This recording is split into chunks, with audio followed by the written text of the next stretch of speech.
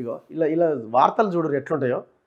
తెలంగాణపై జల ఖడ్గమట, బీజేపీ కాంగ్రెస్ నయవంచన అట, జాతీయ ప్రాజెక్టులు తెస్తామని ఢిల్లీకి పోయి ఉన్న ప్రాజెక్టులు ఊడగొడుతుందట కాంగ్రెస్.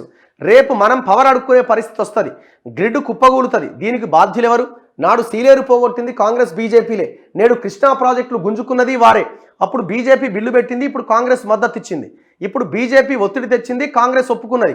కాంగ్రెస్ బీజేపీ ఒక జట్టు, కేంద్రం చేతిలో మన జుట్టు అట. రేవంత్ సర్కారు చర్య రాష్ట్రానికి ఆత్మహత్యా సదృశ్యం. అన్ని పచ్చి ఫేక్ మాటలు ఇవన్నీ. టోటల్లీ కృష్ణా జలాల మీద జనాన్ని మోసం చేసిన తెలంగాణ ప్రజల్ని కేసీఆర్ కుటుంబం. ఏ ఒక్క నాడైనా ఒక పేపర్లో అయినా కనీసం ఈ కృష్ణా జలాల మీద మాట్లాడిండా ఒకసారి అడగండి.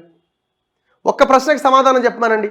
నేను ఇంతాక చూపించిన, ఇప్పుడు ఎవరైనా హరీష్ రావు ఈయన చెప్తున్నాడు కదా, కేఆర్ఎంబి ఓకే చెప్తేనే శ్రీశైలంలో కరెంటు ఉత్పత్తి అని ఆనాడు ఏదో పేపర్ చూపించి మాట్లాడుతున్నాడు. ఒప్పుకొని వచ్చిందే వీళ్ళు. యాక్చువల్గా మీరు చూడండి, నేను ఇంతకుముందు అడిగిన క్వశ్చన్స్ నీకు దమ్ముంటే ఈ ప్రశ్నలకు సమాధానం చెప్పు, ఇంకేం అక్కర్లే. కృష్ణానదిలో ఉన్న 812 టీఎంసీల నీటిలో తెలంగాణకు 299 టీఎంసీలు సరిపోతాయని రాష్ట్ర విభజన తర్వాత ఒప్పందం చేసుకుంది కేసీఆర్ కాదా? మీరు సంతకం పెట్టి వచ్చిరా లేదా? ఆన్సర్ చేయండి. కృష్ణానదిపై ఆంధ్రప్రదేశ్ నిర్మిస్తున్న అన్ని అక్రమ ప్రాజెక్టులు కేసీఆర్ హయాంలోనే మొదలైనయా లేదా? సంగమేశ్వరం, రాయలసీమ ఎత్తిపోతల పథకం ఎప్పుడు స్టార్ట్ అయిందో హరీష్ రావు సమాధానం చెప్పాలి.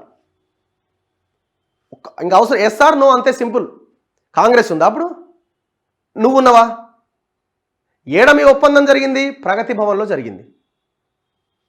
కృష్ణానది పైన రాయలసీమ ఎత్తిపోతల పైన ఎన్జీటీలో కేసేసింది నువ్వు కాదు.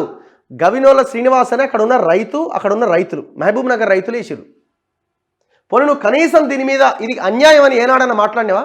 ఎప్పుడు మాట్లాడినావు? టెండర్లు పిలిచి కాంట్రాక్టర్ ఎంటర్ అయ్యి పనులు స్టార్ట్ అయిన తర్వాత అప్పుడు స్టార్ట్ చేసినావు. ఎవరు? రైతులు పోయి అక్కడ కేసేసిన తర్వాత. సిగ్గు లేదు మాట్లాడడానికి. ఇప్పుడు రాయలసీమ ఎత్తిపోతలు నిర్మిస్తుంటే అడ్డుకోవడం పోయి అక్కడి కాంట్రాక్టర్కు, ఎవరికి? మెగా కృష్ణారెడ్డికి, అక్కడి కాంట్రాక్టర్కు నల్లరేగడి మట్టి దొరకట్లేదని మహబూబ్ నగర్ నుంచి ప్రతిరోజు జట్టీలు కట్టి రాత్రిపూట మట్టిని తరలించింది నువ్వా కాదా? విత్ ఫోటోలతో సహా మనం వెలుగు పేపర్లో గతంలో చూసినాం. ఇది కాదని చెప్పు. నువ్వు చెంపలేసుకున్నారు, తర్వాత ఇది నిజమేనా ఒప్పుకున్నారు. అక్కడ మట్టి లేకపోతే మన నీళ్లు దొబ్బకపోవడానికి వాడు ప్రాజెక్టు కడుతుంటే దానికి మట్టి లేకపోతే మనం మట్టినే తీసుకుపోని చేయడానికి అనుమతి ఇచ్చిండు. ఇది వాస్తవం కాదా? అవునా? హరీష్ రావు ఒక్కసారి సమాధానం చెప్పు. సింపుల్ క్వశ్చన్, నేనేం అడగట్లే. ఈ ప్రశ్నలకు నువ్వు సమాధానం చెప్పి మళ్ళీ ప్రెస్ మీట్ పెడితే సంతోషిస్తాం. దాన్ని అడ్డుకోవాలని చూసిన స్థానికులపైన కేసులు పెట్టి పోలీస్ స్టేషన్కి తిప్పింది ఇదే కేసీఆర్ కాదా? పోలవరం కట్టడం కేవలం కేసీఆర్ వల్లే సాధ్యమవుతుందని సిగ్గు లేకుండా బీఆర్ఎస్ మంత్రులు బహిరంగ ప్రకటన చేయలేదా? ఆన్ రికార్డు ఉన్నాయి కదా.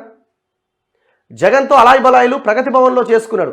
దగ్గరుండి ఆంధ్రాలో కట్టే ప్రాజెక్టుల కాంట్రాక్టులు మెగా కృష్ణారెడ్డికి వచ్చేలా చేసింది ఇదే కేసీఆర్ కదా. ఆంధ్రప్రదేశ్ రాయలసీమ ఎత్తిపోతల పథకం పైన ఇష్టారీతిన జీవోలు ఇస్తుంటే నిశ్శబ్దంగా కూర్చున్నది ఎవడు? సైలెంట్గా కూర్చున్నది ఎవడు? ఎప్పుడు నువ్వు వాయిస్ పెంచినావు? ఎప్పుడు మాట్లాడినావు? అంతా అయిపోయిన తర్వాత ఇవాళ ప్రెస్ మీట్లు పెట్టి ఈ హరీష్ రావు జనాన్ని మొత్తం మోసం చేస్తున్నాడు.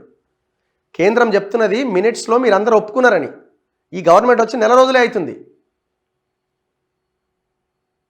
అసలు మీ మామని అడుగు, ఎపెక్స్ కౌన్సిల్ మీటింగ్ పెడితే కృష్ణా జలాల మీద అటెండ్ అయ్యిండా? ఫస్ట్ ఎపెక్స్ కౌన్సిల్ మీటింగ్కి నేను బిజీగా ఉన్నాను పోలేయినా. పక్క రాష్ట్ర ముఖ్యమంత్రి పోయిండు, వాళ్ళకి కావాల్సిన వాళ్ళు డిమాండ్ చేసుకున్నారు, ఈయన కనీసం అటెండ్ కాలే. జనం దుమ్మెత్తి పోస్తే నెక్స్ట్ మీటింగ్కి అటెండ్ అయ్యిండు. ఇది వాస్తవం కాదని చెప్పానండి. దీనికి నోరు రాదు. ఏమైనా మైక్ పెట్టాలా, తెలంగాణ భవన్లో కూర్చోవాలా, ఇట్లా మాట్లాడుతూనే ఉండాలా. నువ్వు ఎస్ఎల్బీసీ ఎందుకు కంప్లీట్ చేయలేకపోయినావు? 1000 కోట్ల రూపాయలు ఖర్చు పెడితే నల్గొండ జిల్లాకి ఎస్ఎల్బీసీ వాటర్ వస్తాయి, కృష్ణా వాటర్ వస్తాయి. 1000 కోట్లే, 1,00,000 కోట్లు పెట్టి కాళేశ్వరం కట్టినావు కదా, 1000 కోట్లు ఎందుకు పెట్టలేకపోయినావు? దీనికి ఆన్సర్ ఉండదు.